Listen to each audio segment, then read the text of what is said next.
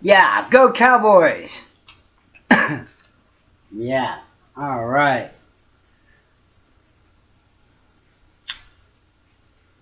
Nah, just kidding. I'm not allowed to smoke here. I have a non-smoking agreement in my lease. So, I could go about a variety of different ways to try and convince someone to stop smoking. I could explain the number of deaths that occur each year, 7.1 million worldwide, based upon the World Health Organization. Now, true, most of that's in China, Russia, and India, but still, 500,000 a year die here in the United States, according to the Center for Disease Control. Also, according to the CDC, $300 billion a year is lost. Just lost. $170 billion of that on direct medical care, and another $156 billion on lost productivity and revenue from people not being at work because they're off sick with smoking-related illnesses. Now, I could tell you that cigarettes have over 4,700 different chemicals in them apart from nicotine. Many of those chemicals are toxic. Arsenic, cyanide, ammonia, carbon monoxide, just to name a few. And that's not just down to me. That's according to MC Fiore's paper that was presented to the Continuing Medical Education Symposium in 2006. I could tell you that cigarette smoke contains more than 1,000 times the radioactive radiation levels of radioactive gases that were created in the fallout or contained in the fallout of the explosion of Chernobyl. Now, for those of you who are too young to remember or understand the reference, Chernobyl was a nuclear reactor power plant that exploded in Russia in the 1980s.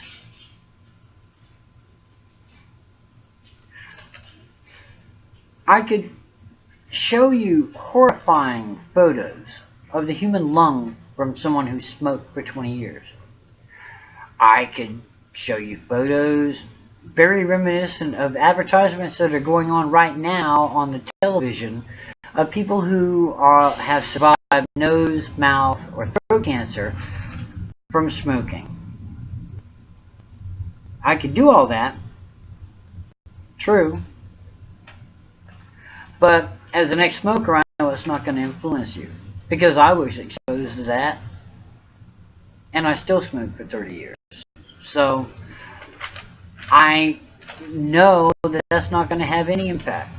So instead, what I will do is, for those of you contemplating quitting smoking, I'll explain to you why it's so hard to do that if you decide to. See, smoking is both a psychological and a physiological addiction to the drug nicotine. Cigarettes are the ideal method to get nicotine into your body. Just think about it. Each puff you take introduces small amounts of nicotine into your body, and these reach your brain within seconds. 7 seconds is what research has determined is the length of time it takes from the first inhale until nicotine reaches your brain. So, if you smoke a pack a day, you'll have smoked approximately 7,300 cigarettes a year. And the average smoker takes between 15 and 20 puffs per cigarette, so that means approximately 85,000 puffs. So you're taking 85,000 hits of this drug every year. Now each puff introduces the drug, and each puff offers a small reward feeling in your brain. And it does this because nicotine breaks down an enzyme in your brain that neutralizes dopamine. Now, I don't want to get into all the chemical interactions in the brain. I'm more than happy to answer any questions you have about that afterwards. I'm trying to make this as simplistic as possible to explain to everybody who doesn't understand about neurotransmitters and that sort of thing, how the brain operates. But I'm more than happy to answer those questions after the fact. But simplistically speaking, if nicotine breaks down the enzyme that neutralizes dopamine, and dopamine is the chemical that creates a feeling of sensation or satisfaction and reward within the brain, then what we're doing is increasing our levels of dopamine and increasing that level of reward for the brain. So every time you take a puff, your brain is being rewarded and it reacts in that positive manner. Now, nicotine also causes the release of another chemical in the brain, epinephrine. Epinephrine contributes to the feeling of alertness and a reduction of fatigue. So this kind of explains why that first cigarette in the morning has more effect than most of the others throughout the day, because you're getting your day started. It's kicking you off. It's giving you that initial energy, that feeling of alertness and reduction of fatigue and waking you up. It also explains why college students who smoke more while they are studying and concentrating on writing papers to get good grades in school or give speeches. The typical effect of a cigarette lasts between 45 minutes to 2 hours. And that's when withdrawal symptoms set in. The most common effects of withdrawal are a feeling of edginess, jitteriness, stress buildup.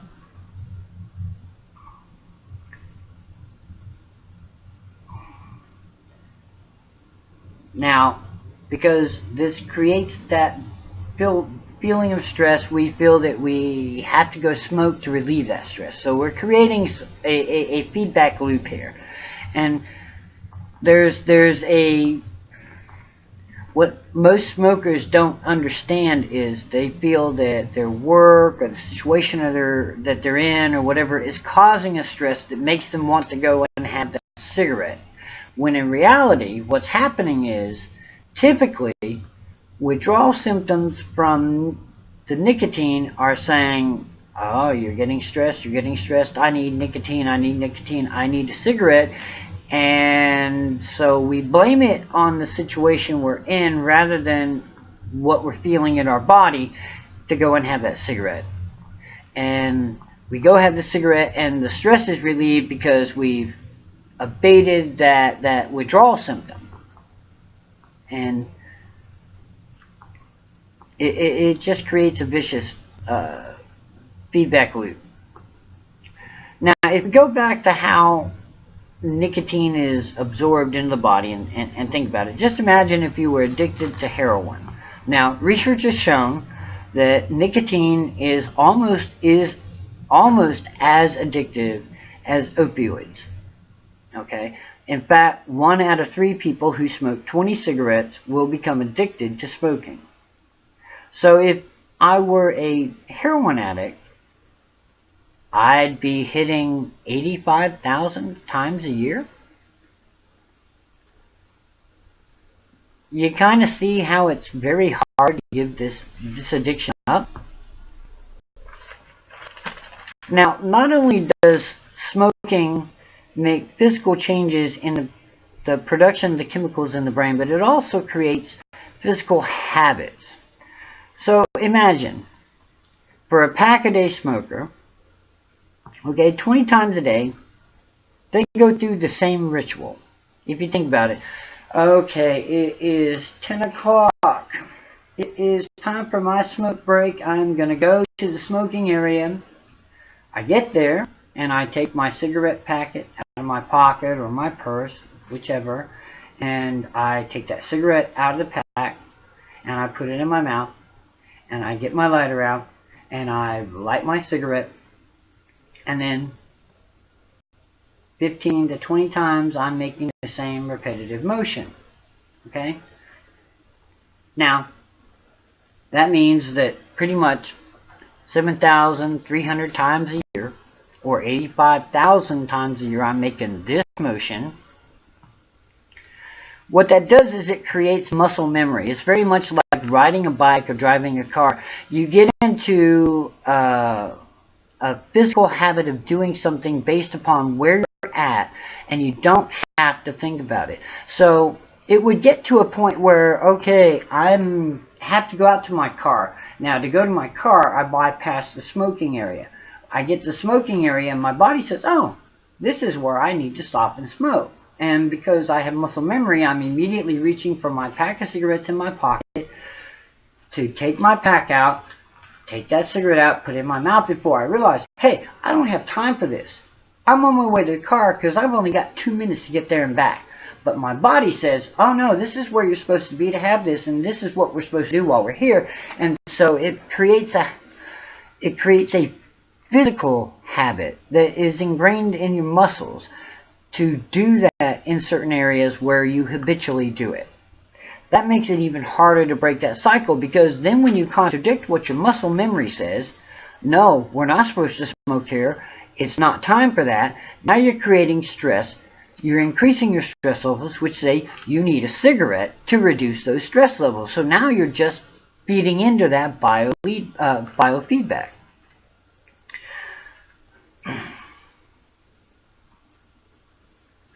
Now, all of this is just designed to help explain why it's hard to quit. All right, it's telling you why you need those cigarettes. It's telling you why it's so hard to overcome it. Now, if you decide that you want to quit, there are a variety of ways aids that are available that will help you do so. There's nicotine replacement patches, gums, lozenges. Nicorette's the most famous or well-known name brand for that. Now, that doesn't alleviate the nicotine addiction. What it does do is it reduces the damage that the other chemicals in smoking do to your body. So you're not getting the tar and all the other toxic chemicals, but you're still getting your nicotine, which you're addicted to, which is causing that cycle of need anyways. There are drugs, Zyban, Chantix. Both of those are antidepressants that help reduce the craving for the nicotine. But in and of themselves, they just reduce that craving. They don't eliminate it. I mean, there's no quick fix. I mean, there's no shot that says, oh, take this and you're never going to smoke again. It doesn't work that way. Now, having said that, Zabi Biopharmaceuticals is currently researching a nicotine addiction vaccination called NicVax. And so far, they've not had success with that. Their research on that has had 2 failures so far. However, the Scripps Research Institute has taken up that research and found where there were errors in the original research done by Zabi, and they're working on that, and they're hoping to actually have a vaccination that may be available within the next 2 to 5 years. We're waiting to find out on that. Now, there's also hypnotherapy, and I'm not going to get into the discussion about whether you believe in hypnosis or not. From a personal standpoint, I found this to be actually one of the most effective aids. However, in and of itself, it still was not enough. I still continued to smoke afterwards, but what I did find was I went down from 30 a day to about 4 a day. So, I mean, it obviously had some impact. What it comes down to, the bottom line really is this.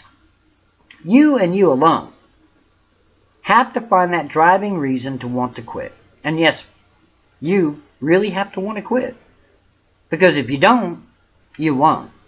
And it won't matter what data I throw at you. It won't matter what pictures we show to you. It won't matter that people tell you your car, your house, or your clothes smell like smoke. It won't matter that you've lost your sense of taste or smell.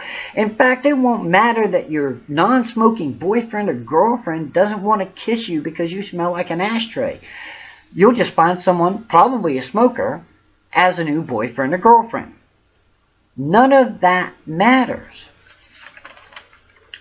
You alone have to find that one thing, that one driving inspiration that makes you willing to go through the stress, the grumpiness, the tingling hands and fingers and toes, the headaches, the coughing, and all the other symptoms of nicotine and smoking withdrawal.